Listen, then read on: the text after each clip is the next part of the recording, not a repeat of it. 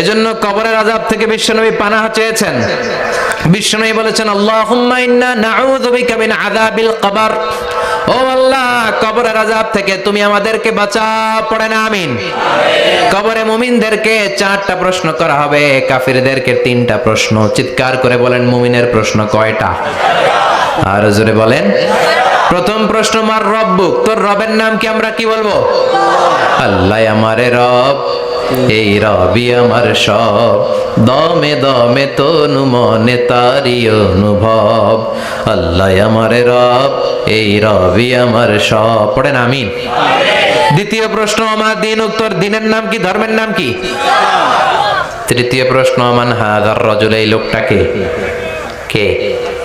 আমরা বলবো মুহাম্মদ সাল্লাল্লাহু। 3টা প্রশ্নের উত্তর যখন আপনি কবরে করে দিতে পারবেন, অতিরিক্ত একটা প্রশ্ন, ওয়ামা ইলমুক, এই যে 3টা প্রশ্নের উত্তর পাল্লা, কেমন করে উত্তর জানলা? কোত্থেকে শিখেছো?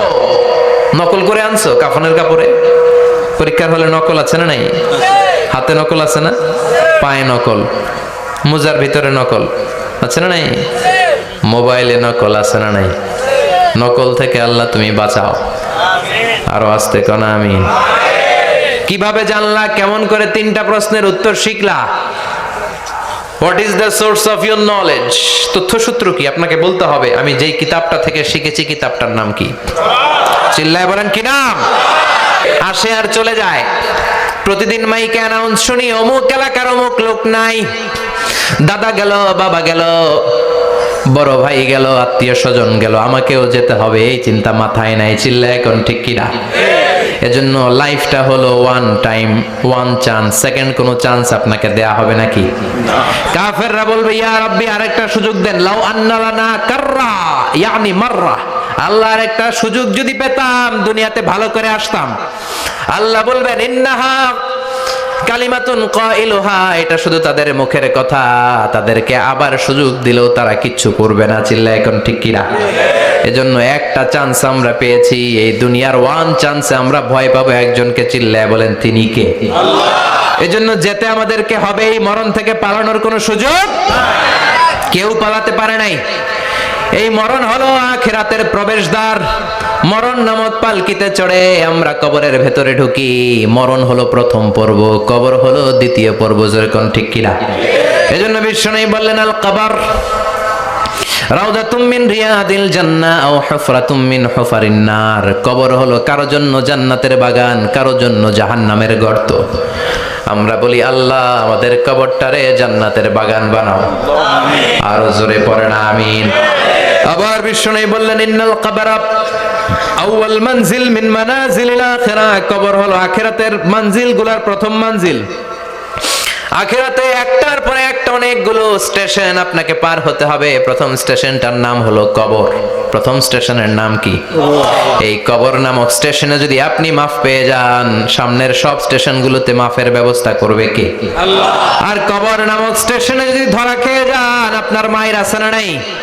লাশটাকে যখন রাখা হয়, লাশটা চিনে কে আমারে রাখলো, কে আমাকে ধৌত করলো, কে আমারে কাফন পড়ালো। এজন্য বিশ্বনবী বলেছেন, মুমূর্ষের সামনে বসে বসে পড়ো, লা ইলাহা ইল্লাল্লাহু মুহাম্মাদুর রাসূলুল্লাহ। লাকিনু মাউতাকুম লা ইলাহা ইল্লাল্লাহ। মুমূর্ষের সামনে দাঁড়িয়ে দাঁড়িয়ে পড়ো, লা ইলাহা ইল্লাল্লাহ।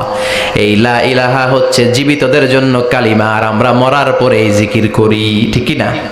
আমাদের দেশের অনেক জায়গায় লাশ নিয়ে কবরে যাওয়ার সময় লা ইলাহা পড়ে না। না, এটা আগের জিকির, মরার আগের জিকির। মরার আগে আপনাকে অ্যানাউন্সমেন্ট দিতে হবে, আল্লাহ ছাড়া কোনো ইলাহ নাই, বিশ্বনবী হচ্ছেন শেষ নবী এবং রাসূল। চিল্লায় বলেন ঠিক কি না? লাশটাকে যখন রেখে দেয়া হয়, বিশ্বনবী যত মানুষকে কবরে রেখেছেন, তারপরে দাঁড়িয়েছেন আর বলেছেন, ইস্তাগফিরু লিআখিকুম, তোমার ভাইদের জন্য তোমরা দোয়া করো। ফাইন্নাহু আনা ইউসআল, এখনই তাকে কবরে সওয়াল করা হবে। কবরে প্রশ্ন আছে না নাই? আছে। কথা বলেন। বিশ্বনবী খাদিজাতুল কুবরা, ওনার প্রথম স্ত্রী খাদিজাতুল কুবরা তাহেরাকে কবরের মধ্যে রেখে দিয়ে কাঁদতে শুরু করলেন। চোখের পানি ছেড়ে অনেক দোয়া করলেন। দোয়া শেষে সব সাহাবারা ঘরে ফিরে যায়, বিশ্বনবী যায় না।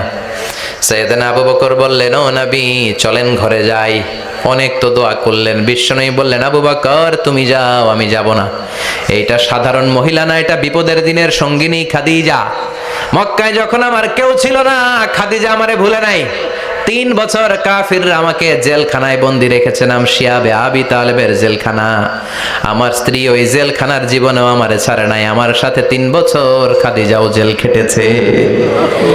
এই একটাই মহিলা, যেই মহিলাকে আল্লাহ আরশের উপর থেকে সালাম দিয়েছে, মহিলাটার নাম খাদিজা। আল্লাহু আকবার।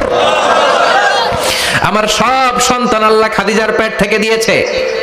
ফাতেমাতুজ জোহরা খাদিজার মেয়ে, জাইনাব খাদিজার মেয়ে, উম্মে কুলসুম খাদিজার মেয়ে, রুকাইয়া খাদিজার মেয়ে, আবুল কাসেম বিশ্বনবীর ছেলে খাদিজার ছেলে, আব্দুল্লাহ যাকে তাইয়্যিব এবং তাহের নামে আমরা চিনি, সেও খাদিজার ছেলে। সুবহানাল্লাহ। ও আবু বকর, আমার এই কলিজার টুকরা প্রিয়তমা খাদিজারে রেখে দিয়ে কেমনে বাসায় যায়? তুমি যাও, আমি দাঁড়িয়ে থাকবো। এখনই মুনকার নাকির এসে খাদিজারে প্রশ্ন করবে, আমি দেখবো খাদিজা উত্তর দিতে পারে কিনা। আর প্রশ্নের উত্তর যদি ভুল করে ফেলে, কবরের উপর থেকে আমি নিজে প্রশ্নের উত্তর দিয়ে দেব। সাইয়েদনা জিবরাইল বললেন, নবী আপনারা দাঁড়িয়ে থাকার দরকার নাই, আবু বকরের সাথে ঘরে চলে যান। আল্লাহ জানিয়ে দিয়েছে, খাদিজার কবরের প্রশ্নে যদি কোনো সমস্যা হয়, আরশের উপর থেকে খাদিজার প্রশ্নের জবাব আল্লাহ নিজে দিয়ে দিবে। এজন্য কবরের আযাব থেকে বিশ্বনবী পানাহ চেয়েছেন। বিশ্বনবী বলেছেন, আল্লাহুম্মা ইন্না নাউযু বিকা মিন আযাবিল কবর। ও আল্লাহ, কবরের আযাব থেকে তুমি আমাদেরকে বাঁচাও। পড়েন আমিন। কবরে মুমিনদেরকে 4টা প্রশ্ন করা হবে, কাফিরদেরকে 3টা প্রশ্ন। চিৎকার করে বলেন, মুমিনের প্রশ্ন কয়টা? আর জোরে বলেন। প্রথম প্রশ্ন, মার রব্বুক, তোর রবের নাম কি? আমরা কি বলবো? আল্লাহ আমারে রব, এই রবি আমার সব, দমে দমে তনু মনে তারি অনুভব। আল্লাহ আমারে রব, এই রবি আমার সব। পড়েন আমিন। দ্বিতীয় প্রশ্ন, আমার দিন, উত্তর দিনের নাম কি? ধর্মের নাম কি? তৃতীয় প্রশ্ন, আমান হাযার রাজুল, এই লোকটাকে কে? আমরা বলবো মুহাম্মদ সাল্লাল্লাহু। 3টা প্রশ্নের উত্তর যখন আপনি কবরে করে দিতে পারবেন, অতিরিক্ত একটা প্রশ্ন, ওয়ামা ইলমুক, এই যে 3টা প্রশ্নের উত্তর পাল্লা, কেমন করে উত্তর জানলা? কোত্থেকে শিখেছো? নকল করে আনছো কাফনের কাপড়ে? পরীক্ষার হলে নকল আছে না নাই? হাতে নকল আছে না? পায়ে নকল, মোজার ভিতরে নকল আছে না নাই? মোবাইলে নকল আছে না নাই? নকল থেকে আল্লাহ তুমি বাঁচাও। আরো আসতে কোন আমিন। কিভাবে জানলা? কেমন করে 3টা প্রশ্নের উত্তর শিখলা? What is the source of your knowledge? তথ্যসূত্র কি? আপনাকে বলতে হবে, আমি যেই কিতাবটা থেকে শিখেছি, কিতাবটার নাম কি? চিল্লায় বলেন, কি নাম? এই কিতাবটা হলো কোরআন।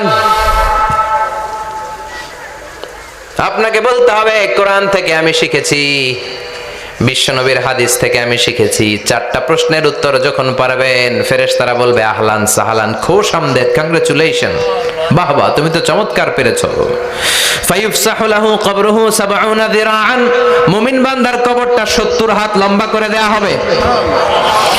ইফতাহু লাহু বাবুন ইলাল জান্নাহ, জান্নাতের দিকে তার কবর থেকে একটা দরজা বানিয়ে দেয়া হবে। জান্নাতের সুঘ্রাণ, ঠান্ডা বাতাস এসে তার কবরের ভিতরে ঢুকতে শুরু করবে। ইউলবাসু লিবাস মিন আহলিল জান্নাহ, জান্নাতীদের পোশাক তার গায়ের মধ্যে পরিয়ে দেয়া হবে। আল্লাহু আকবার। আর বলা হবে, নাম কানাউমিল আরুস, বাসর রাতে বর যেমনি কনেকে নিয়ে ঘুমিয়ে যায়, তুমিও একটা ঘুম দাও। আলহামদুলিল্লাহ পড়ে। মুমিন বান্দা আনন্দের একটা ঘুম দিবে। ইসরাফিলের সিংগার আওয়াজ ছাড়া পৃথিবীর কোনো কিছুই তার এই ঘুম ভাঙতে পারবে না। আল্লাহ আমরাও যেন সেদিন কবর একটা মজার ঘুম দিতে পারি, তুমি তৌফিক দাও। জোরে পড়েন আমিন।